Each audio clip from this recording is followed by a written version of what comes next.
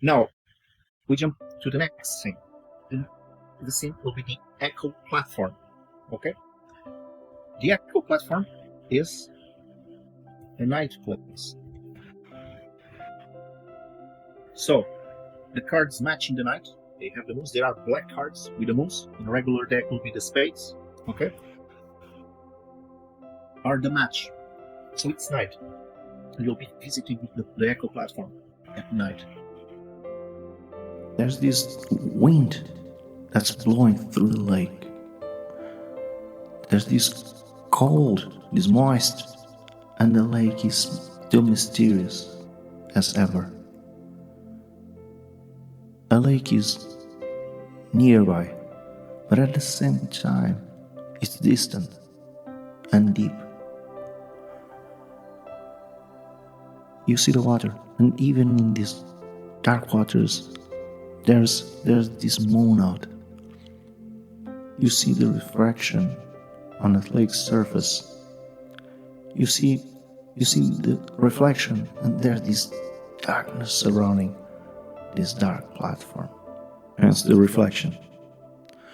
For a moment, you feel yourselves being swallowed by it. Then you spring back to the present moment. What's your first feel now that you're in this Echo platform? There's this big moon, there's this moon out, the reflection over these dark waters. There is a haunting beauty, and the sense that the Deirdre is there with us. What you feel, Phoebe? I look at the surface of the lake and how quiet it is, and I see the moon reflected, shining. But I feel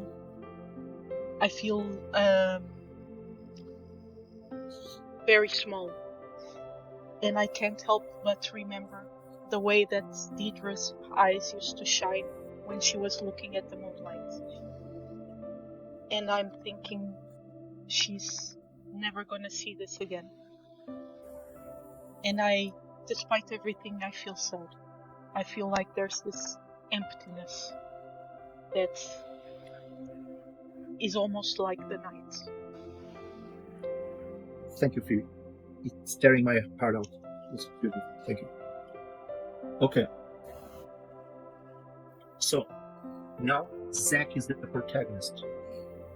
Okay? So everything is facing him. Okay. So, Zack, as you see this fascination from Phoebe, these recollections from Phoebe. So what we're doing here when I ask this is just a bit of role play, just to give this atmosphere for each other. I will be doing the mechanics right away. Because you see something shining just under the shallow part of the lake. And since you're the protagonist, Zack, it's you who sees it.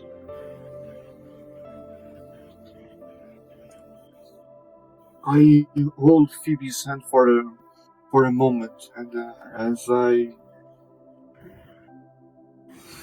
ready myself to say something, I notice something glowing, something shining, and my eyes focus on it, and I release Phoebe's hand and just go, just wait here, and I start slowly but surely walking towards it. Zack, and I start trying to. It's a small object. It's in the mud. It's in the shallow part of the lake. But the moon shone in the object. It's a small object. I approach, and as soon as I'm in reach, as I get my my sneakers dirty on the mud, I just crouch and hold it and pick it up. As you pick it, it's like a bracelet. it has a watch on it, mechanical watch on the bracelet. So it's not like if you watch with a belt on it. It's like a bracelet that has this watch. It catches your eye. The clock has stopped. This gives you looking for a dialogue scene. This time, Zack is the protagonist and Phoebe is the antagonist. That means Zack will be winning any time that if that eye comes. And if that card match the knight, any of you will be doing this draw.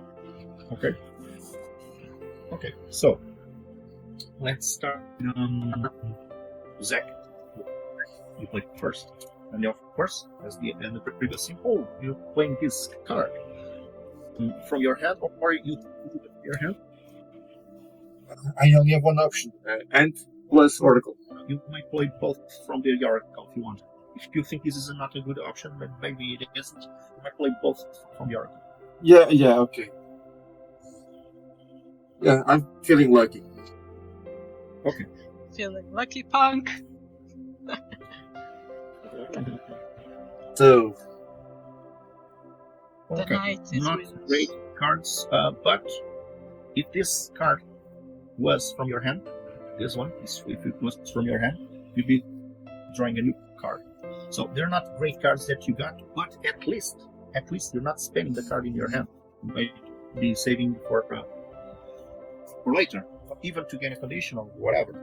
So now you played these two cards, and now Phoebe will be hers. I will play this one and one from the Oracle.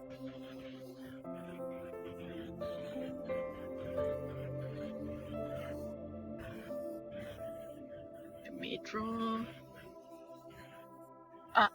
Draw one. Oh, You sorry. put it in your hand. My bad, It's supposed to be okay, but it's the same. I'm trusting. You can see the recording. Okay, so right now, before we proceed, so in case of Zack, his dialogue is 1. So, and none of the cards were from his hand, so it's not eligible for a match of the environment. But it could be within the mastery. They aren't, because his dialogue is 1. The cards are 2 and 3, so they're both dialogue. So no banana. So as for Phoebe, she played a knight card, and she'll be drawing the card to her hand from the Oracle because she matched the environment. I'm gonna draw one. Yeah, to your hand, Wait. and it's done before we do the tally. Okay. Then. So now let's do the tally. It's easy. So right, because not only because Phoebe has higher dialogue, but she also played higher cards. So this is 9 and 3 is 12. 12 plus 8 is 20 against 6. So Phoebe crushed. No, that's not correct. But she won. It has some implications. But see, in Silent Læke, this is interesting. Losing a dialogue is interesting because dialogue has these unique mechanics. That is, dialogue is the only scene that allows you a second try when you fail. The other scenes don't, but dialogue does. How this works? First, when you fail, you see, you do the following. First, each one of you, so you come to a stall and you try to break the ice, recollecting a memory. So you see this watch, you're kind of developing a conversation, but since he lost, it brought another conversation. So Phoebe or Zack, it's any order will fit. You'll be having this memory. It's not related to the bracelet itself. It's not necessarily related to the place you're in. it's related to a memory. It could be related to the place, but it's something like from many years ago. It's something related to Deirdre. It's something related to how you feel or how this makes you feel. And each one we will be sharing a memory, and then we'll come back to the theme of the bracelet. So which one of you will be doing first? For a moment, I'm just trapped, looking at the watch, looking at the time it is stopped into, and it looks like I'm in some sort of trance.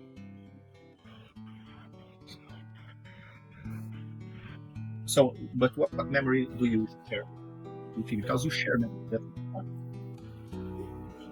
Right, I just role-playing what I'm doing sure. to give the chance for Phoebe to share the memory, Okay. first. Okay, gotcha. Okay. So, when I see him in this trance-like state, I remember the. But you share the memory. You might remember, but you put it outside that memory. You may start with the memory in that, but then you share it. Okay, I share with him. Because it's cool that you share the memory. That's how you unlock the rest of the conversation. I Okay, I know. You're saying that it reminds you of something. It just means that it's the same, but you just phrase it. You remind him and you share with Zack. When I go after him to kind of pull him back and to see what he's doing, I suddenly feel the water against my sneakers, and I feel them getting soaked, and all of a sudden I remember clear as day. This very same day, a year ago, we were in this place, and we were just laughing and playing around, and back then things hadn't changed yet. I was Deirdre's best friend, and we just took off our clothes and we went skinny dipping, and then someday everything changed. So you're telling me that you're not always her rival. Cool. Okay, so Zack, what about you? It could be a continuation of what she said, or something that maybe what she said triggered you other memory. It could be or not related, but it's nice when it's somehow tied to lead up to the unlock of the rest of the conversation.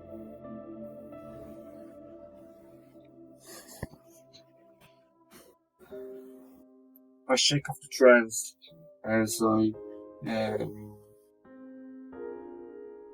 I paint a vivid picture from Phoebe's description, and I nod, still holding the bracelet, still staring at the watch, but not trapped in it. And for some reason, I just raise my head, look in her eyes, show a very faint smile with second intentions, and say, "So, it wasn't just Deirdre's kink to go skinny dipping around these parts, right?" Well, girls just wanna have fun, and I wink. Yes, they do. And I just took the watch it. Okay, so now this will give a rest of the conversation. I forgot one thing.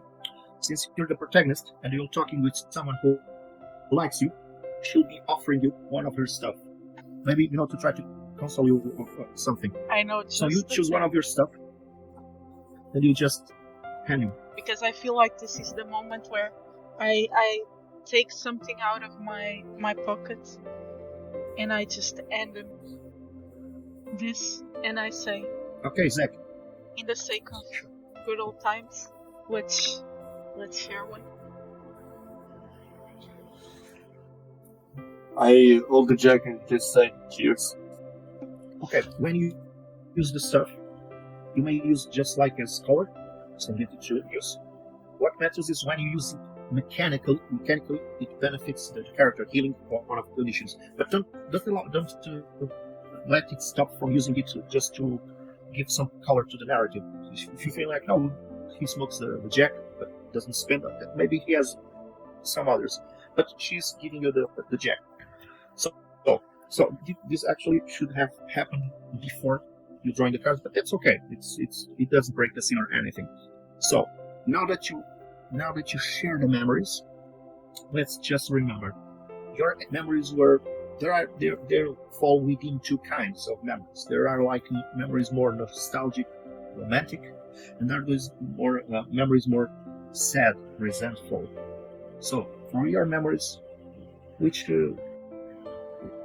what were both memories? I think Phoebe had more nostalgic memory, more sweet memory.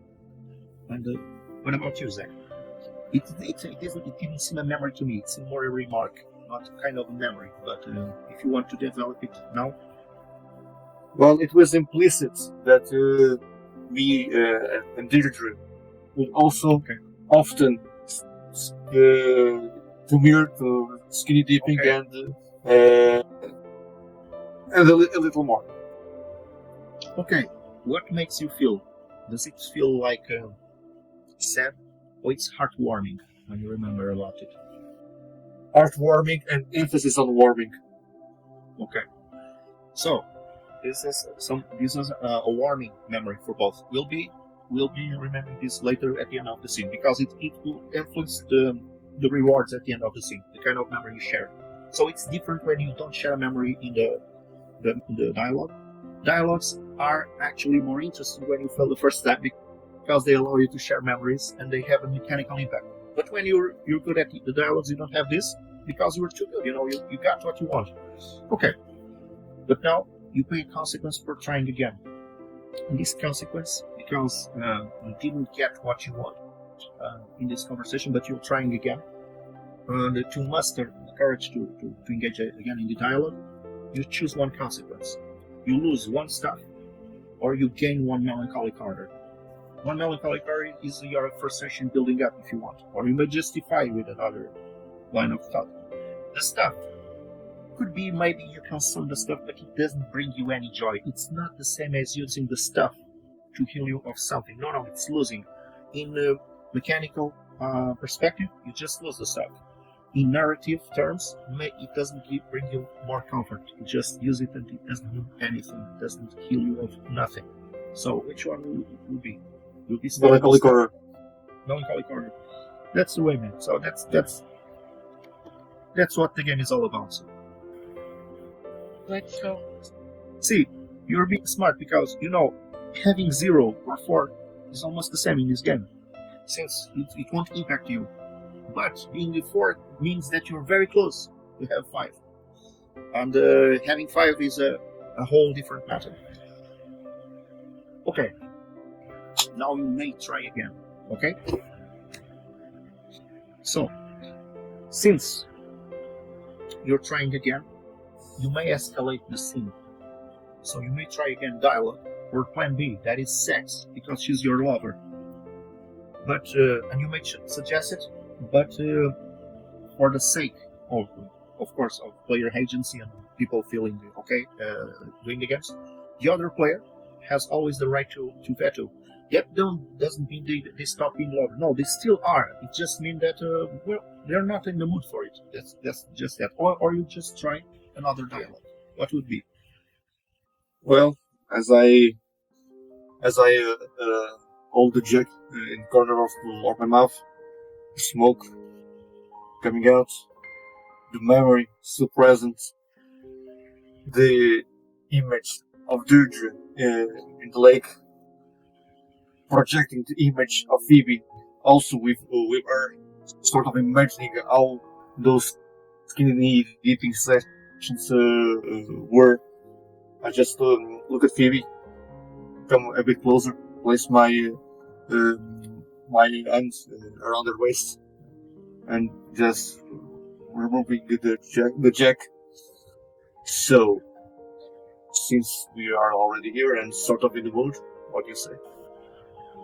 And I I just do this, and I say, "You are never good at starting." And then I just open like his shirt, and yeah, that's clearly a yes.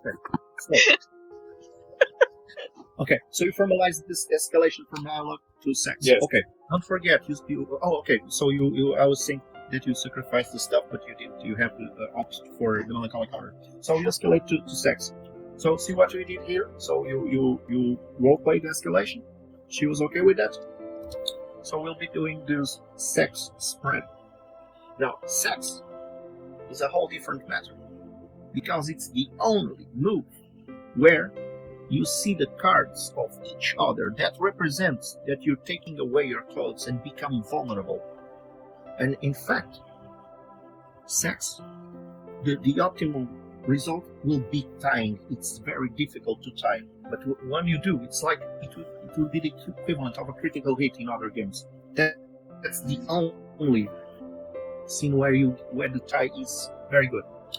So you may show your hands, and you may combine, see what will be nice for you to play. So if you want, you put the cards. She may put the cards as well, the TB, and you may see what would be necessary to tie this.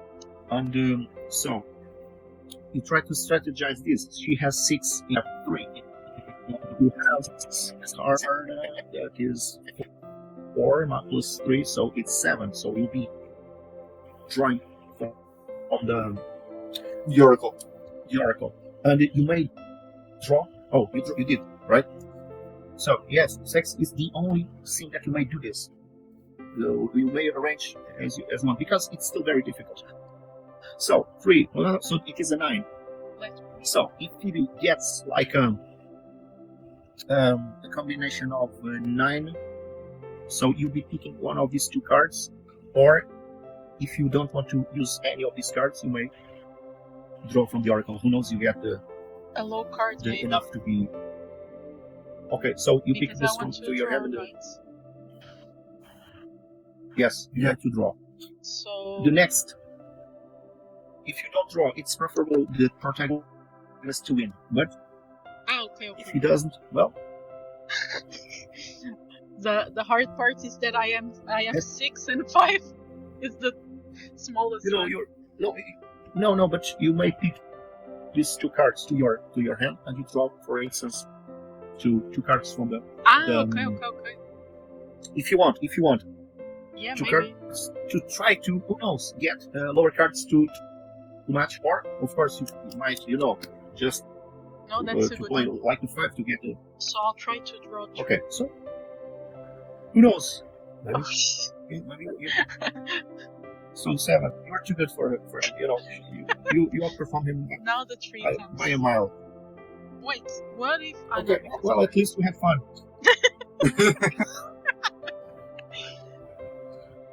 Okay, so what happened? Man, Zack, you suck, man. You suck. Sorry. I'm still bruised by the beating I had, okay? Wait. I'm so sorry. Come on. Can I role play? Sure, of course. We're right in the middle of it, and suddenly I just stop and I say, "You're thinking about her, aren't you? You bastard!" Oh, you hit him. That's a good one, because since he lost the sex scene, he's suffering 2 things. One is he either loses one stuff or suffers a condition. It could be a physical condition because he's slapping, or maybe he loses one of the stuff. You pick your pick, Zachary. What would be? I think it's a physical condition. Yes, because she beat you. Okay, right. So these 2 cards. So these cards are out. Okay, they're going to the discard. Let me go here to the discard, and you'll be suffering a physical condition. That means you draw a card from your hand and put in the physical. Since you don't have a hand, you draw from your oracle and you lock it in the physical. Okay, let me resize it. So you just drew here the card, and then because sex, is very risky, and then you suffer melancholic horror. It's horrible to call that second. gives people a lot of trauma. Of course, because you're vulnerable, and now you're desperate. Now you're desperate. Desperate Oh, sex is God. bad for you. So, right now, you're suffering from this, and roleplay it as you want. So she beats you because you're thinking about her. Do you want to roleplay it as well, or it's enough as it is? Well, yeah, it is. My body dives with the slap as I come tumbling down. I eat all the places that Vance had already eaten me, and I just crumbling on the floor, instead growling in pain. Oh God! No, my muscles, my body aches. Oh, Shit, Zack! God damn it! Okay, now I'll be giving you beautiful darkness for both of you because of this scene. This scene ended, but it has relation to the other one. I'll just close the rewards and I'll tie to the next scene. That will be the last scene, the next one. I'll be awarding 2 of beautiful darkness to Zack. There are some math here, but it's simple. It's something that suggestions in the card rulebook. But in simple terms, he failed. What started to be a dialogue scene and in syntax scene, but he failed. So at least he got one beautiful darkness. The second beautiful darkness is because they shared the memory, and the memory was anchored in sweetness, in nostalgia. So that gives another point. As for the antagonist, since she participated in the scene as well, she also gains beautiful darkness, the same -1. So it's simple. You have to recalculate to the antagonist. Should be -1. Now, Zack has the tracker filled. That's full. The whole beautiful darkness. So it's 5 points. So what this means? 2 things happened. He held the levels up, and then he gains the condition because it represents the decay. Oh, and the third thing, he clears the tracker. So the first thing first, you will increase one of your attributes. It's not mandatory that the attribute that increases has anything to do with the scene. But it's nice. It's nice. It's usually more narrative fitting, but you don't be constrained by it. Okay. So you may increase one of your attributes or gain a new ace. That means you don't have just one ace. Now you have a second ace instead of increasing an attribute. Your pick. So what would be increase an attribute or new ace? Increase 6. Okay. Sure. You're actually practicing. You learn when you stay. So you shouldn't be thinking about another woman. I was. My body aches. I can't perform with the same rhythm. Okay. Okay, so now that's the second part. You increase this time sex, and then you gain. Now you gain another condition. This condition is related to this increase in beautiful darkness. So and you can't repeat the same condition. So now you choose social condition. Maybe you feel miserable. Maybe you feel lonely, needy, or whatever. Or maybe you feel confused, shaky. Now you pick which condition it will be. Mental condition. Okay, so you pick a card from here, from the oracle, and you put in the mental condition.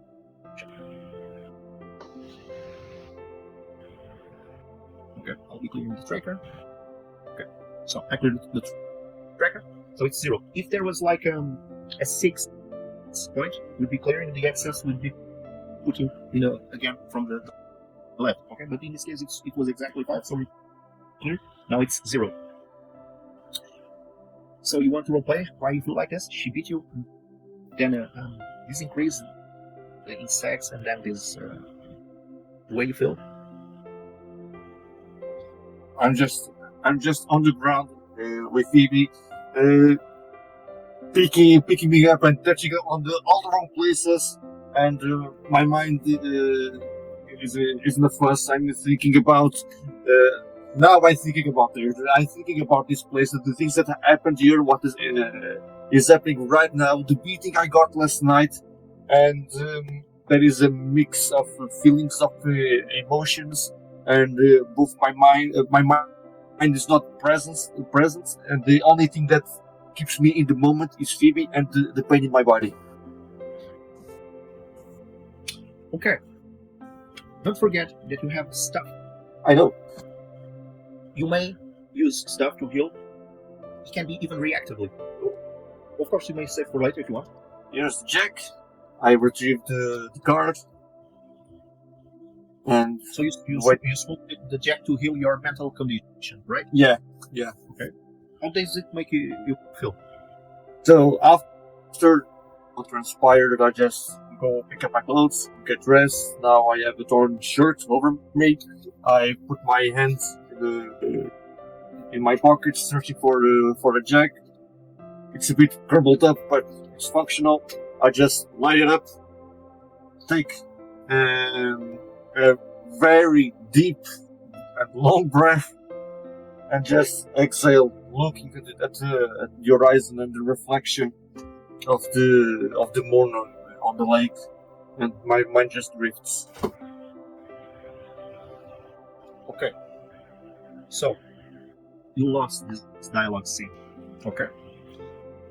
But Silent Lake endorses the game, endorses this idea of failing forward. You know, what never happens is nothing happens. No. You failed this. But, this is an emotional game. And this scenario specifically deals with memories. It just will condition the kind of memory. It just means that you'll have less control. In the previous scene, you provided 3 places to visit because Phoebe won and she picked. Now you lost. So you lost. It will be the antagonist that will have the same in this. So I'll provide now some clues. I'll send a secret message to Phoebe.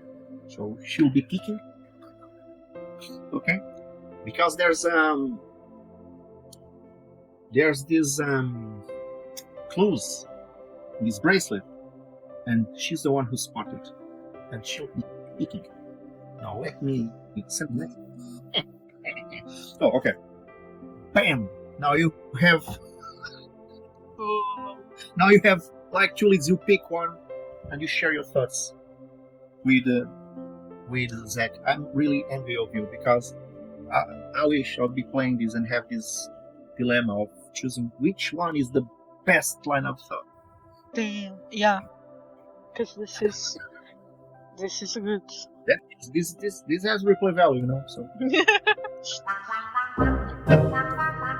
Tough choice. 2 hours later. I know which one I'm gonna. I think because I don't want to kill Zack yet. 2,000 years later. So I just pick up the watch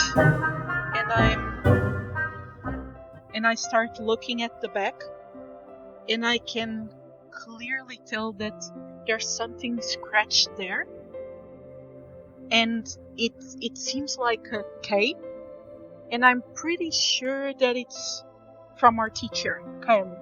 She was our English teacher, and I know that a while back she and Deirdre, they were fighting in this exact spot. So I'm sure it's her watch. okay.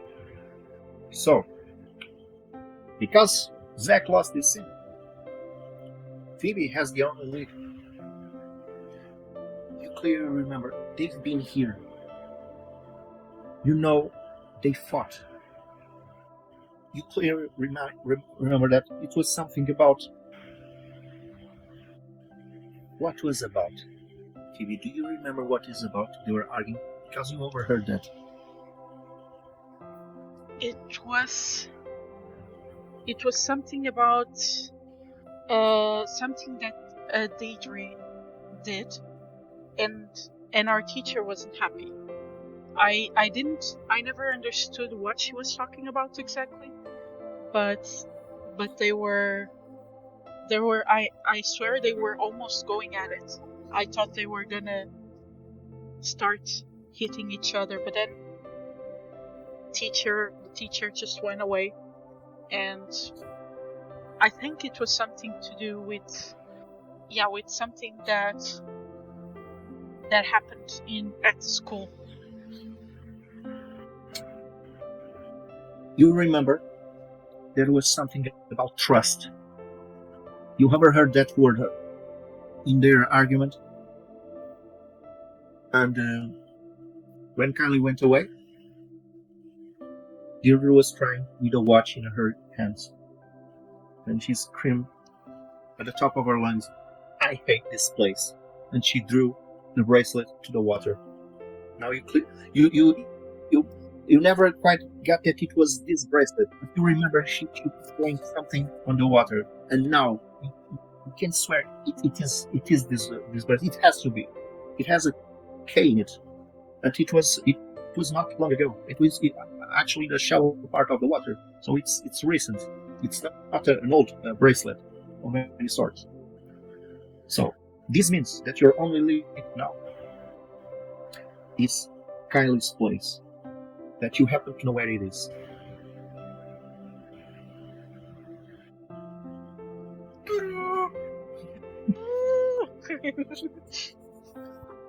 So that's the only lead. So that means that the third scene, the last scene, will be at the Kylie's place, and it will be the last scene, okay? Of this short scenario. So if the protagonist won this scene, Zack would have a choice.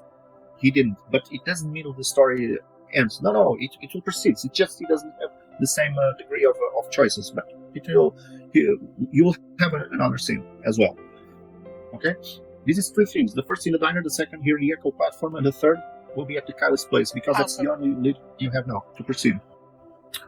Of course, another playthroughs will reveal other places to go. As you noticed, in the first scene you had like 3 places to go. Now you have 1. So this is like feeling forward, if you will.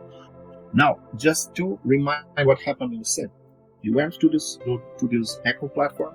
You have this memory, and you try to dialogue about memories, what this reminds you, etc.